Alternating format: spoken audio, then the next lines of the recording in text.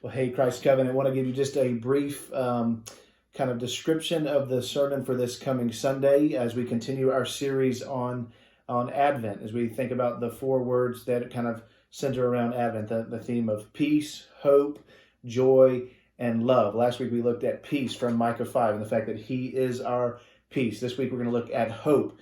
We're going to look at that in Luke 2, primarily verses 36 through 38, as we think about this wonderful woman from the New Testament, Anna, who was a prophetess who was waiting for the coming Messiah. Then next week, my father will work through Isaiah chapter 9 as he thinks through the topic of joy. And then on Christmas Eve, I will do a brief sermon, probably on John 3:16, that wonderful verse, as we think about the theme of love. But this Sunday, we are going to be in Luke 2, primarily verses 36 through 38. Again, looking at this woman named Anna, who was hoping for the coming Messiah, hoping for the one who would come to redeem Israel. And then she got to see him with her own eyes. And so we're going to work our way through that text.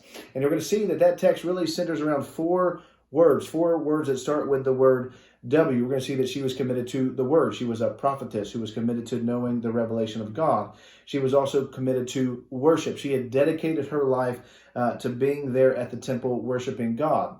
In addition, she was committed to witnessing. She was committed to telling others about the hope of Israel.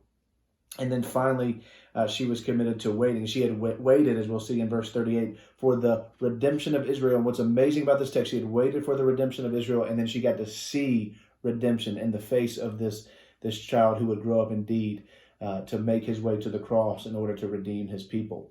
And so read through Luke 2 this week, pray through it, consider what the Lord would have us to see and know and hear from the text, what the Lord would intend for us to do in light of the text, but particularly focus in on verses 36 through 38. And then let's come together and study it and see what the Lord has for us. I hope I'll get to see you on Sunday.